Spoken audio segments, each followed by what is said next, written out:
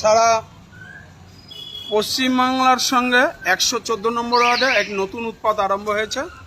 সনাতনী ধর্মের লোক যারা সনাতনে বিশ্বাসী তাদের তাণ্ডব দেখুন আপনারা। এই দেখুন, তৃণমূল কংগ্রেসের কার্যালয় গঙ্গাপুরীতে, যেই কার্যালয় থেকে কেউ আজ পর্যন্ত আঙুল তুলতে পারেনি যে কারোর কাছ থেকে 1 পয়সাও নিয়েছে বা কাউকে মেরেছে বা কাউকে আক্রান্ত করেছে, কাউকে থ্রেট করেছে এই পার্টি অফিসের ছেলেরা। যেটা সিপিএম স্বীকার করেছে, বিজেপি নেতৃত্ব যারা পুরনো তারাও স্বীকার করে গেছে, কিন্তু তারপরেও আজকে কাঠবিশু সহ আরও কিছু নেতৃত্ব আছে সনাতনী ধর্মের, তারা ভাঙচুর করে গেছে। টিভি ভেঙে, এই দেখুন টিভি ভেঙেছে, কোনোটা বাদ নেই, চেয়ার টেবিল সবই ভেঙেছে। যাক, এই জন্য আমরা ফাইলপত্র এখানে অনেক ছিল, সব নিয়ে চলে গেছে। হ্যাঁ, ফাইলে অনেক প্রয়োজনীয় জিনিসপত্র ছিল। এবং আমাদের সবচেয়ে দুঃখের বিষয়, আমাদের এই অঞ্চলের সবচেয়ে সিনিয়র ছবিদা, সেও আক্রান্ত হয়েছে।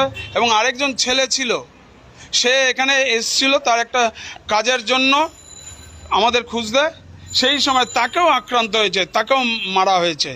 যাক, আমরা সেই জন্য দুঃখিত নয়, কারণ আমরা জানি ওরা ক্ষমতা এসেছে, ক্ষমতার অপব্যবহার নিশ্চয়ই করবে। জনগণ ওদের ক্ষমতা এনেছে। আগামী দিনে জনতার রায় আবার প্রমাণিত হবে যে কারা ঠিক কারা সত্য। পশ্চিমবাংলার বুকে ওদের ক্ষমতা এনে মানুষ ঠিক করেছে না ভুল করেছে, সেটাই ওরাই বলবে আগামী দিনে। আচ্ছে দিনের নমুনা আজকে আপনারা দেখুন। এই যে আচ্ছে